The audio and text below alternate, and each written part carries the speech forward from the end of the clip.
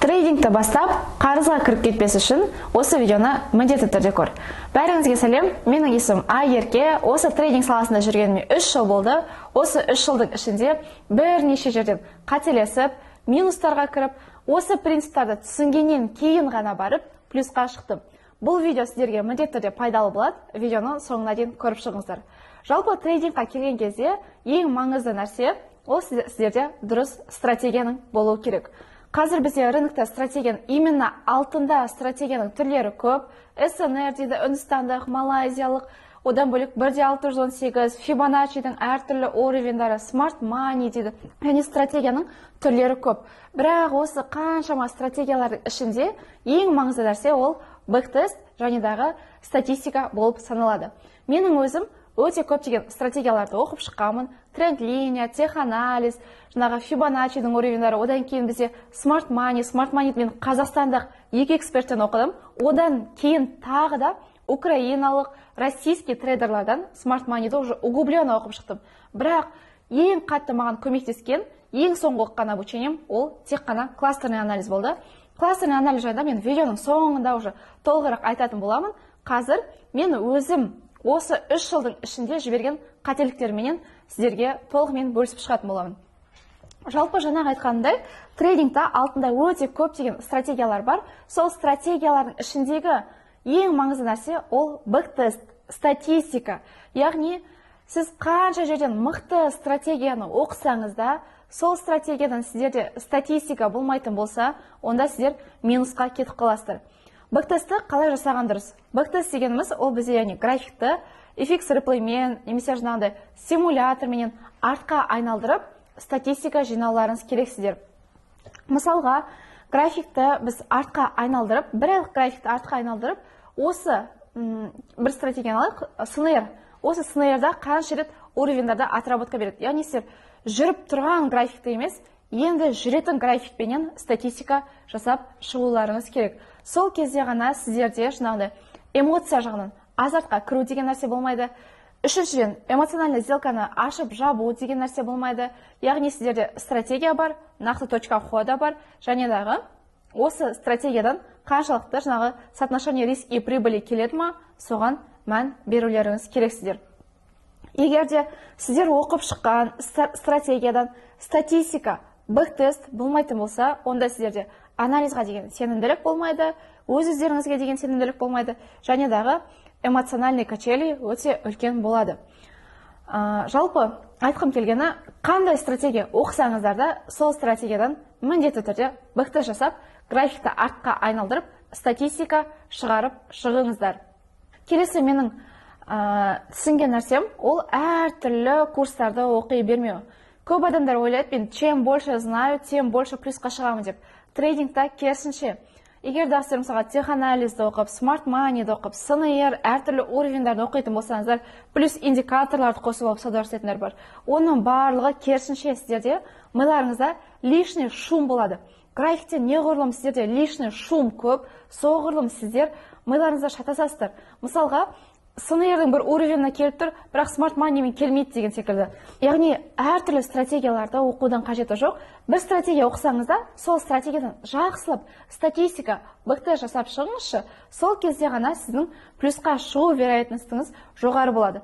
Ал әртүрлі стратегияны оқып плюсқа шығамын деген нәрсе қате. Мен өзім қаншама стратегияларды оқып шықсам да, ең қатты көмектескен, ең соңғы оқыған обучением тек кластер болған болатын. Одан кейін мысалға жаңағыдай стратегияларды араластырмау керек. Жаңағы графикке то СНРдің уровендерін, то Smart Money'дің имбаланстарын, ордер блоктарын бәрін сызып тастап, графикті каша қылмау керек.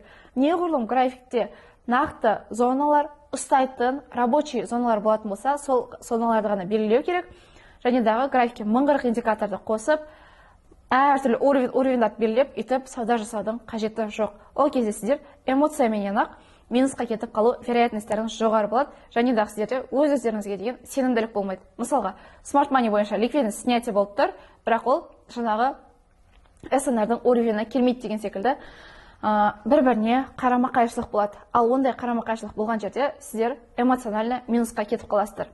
Трейдинг небәрі 50% қана білімнен тұрады, қалған 50% ол эмоцияны контрольда ұстау, риск менеджмент, дисциплинадан тұрады. Егер дағы сіздер осы стратегия дұрыс болатын болса, мына екеуін реттеуге болады. Яғни дисциплина және дағы эмоцияны реттеуге болады. Ең маңыздысы ол стратегия. Келесі мен түсінген нәрсе ол трейдингқа жаңадан келіп жатқан адамдар үлкен депозитпенен бастамағандарыңыз дұрыс. Неге себебі? Көбінде Инстаграмда көрсетіп жатады, трейдингқа келсең тез ақша тауып кетесің, жаңағыдай бірден машина аласың деген сияқты нәрсе емес. Трейдинг бұл оңай, андай легкий заработок емес. Бұл жерде как полноценный жұмыс ретінде қарауларыңыз керексіздер.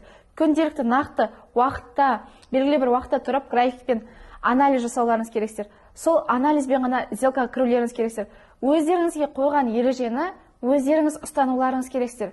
Трейдингта саған ешкім шектеу қоймайды. Трейдинг ол шексіздік. Бұл жерде шектеуді сен өзің қоясың. Сол өзің қойған ережені өзің ұстануың керексің.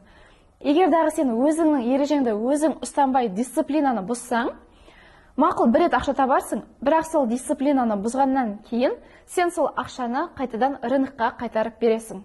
Осы видео барысында сіздерге нақты түсініп алу керек нәрсе стратегия, стратегиядан статистика, бэк-тест, одан кейін барып өздеріңіз ереже қойып, дисциплинаменен жұмыс жасау. Егер дағы осы ережелерді ұстанатын болсаңыздар ғана сіздер плюсқа шыға аласыздар. Егер дағы сіздер трейдингқа келіп, әртүрлі стратегияларды оқып, СНР, Smart Money'ді оқып, плюсқа шыға алмасаңыз, онда мен сізге кластерный анализді оқуға кеңес беремін. Себебі кластерный анализ ол нақты точка входа бар, бұл жерде нақты кіретін уақыттарыңыз бар. Одан кейін бұл жерде пипс жағынан да, соотношение риск и прибыли жағынан да шығарылған статистикасы бар, нақты стратегия болып саналады.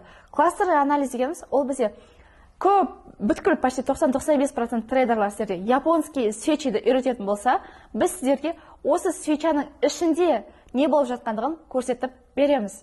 Яғни, свечаның ішінде қай жерде банктер, круглый участниктер кіріп тұр, қандай бағалар нақты рабочий зона екендігін көре аласыздар, және дағы осы зоналармен сіздер жұмыс жасап плюсқа шыға аласыздар. Бұған мен өзім дәлелімін, одан кейін менің студенттерімді айта аламын. Мысалға, менің студентім Аймерекем менде Америкадан оқыған, жасы 30-да. Бұл қыз Smart Money және дағы СНР стратегияларын оқып келген, но Smart Money'ді оқыса да, СНР'ді оқыса да, плюсқа шыға алмай, тек қана кластерный анализді оқыған арқасында плюсқа шықты. Яғни сіздер Smart Money менен, класс жаңағы СНР менен нақты точканы таба алмайсыздар, ал кластерный анализ сіздерге свечаның ішіндегі нақты точка входаны көрсетіп беретін стратегия болып саналады. Мен сіздерге осы кластерный анализ арқылы күнделікті Telegram каналымда интрода идеялар жіберіп отырамын. Видеоның соңында Telegram каналға сілтеме бар. Міндетті түрде тіркеліп кетіңіздер. Видеоны соңына дейін қарағандарыңызға үлкен рахмет.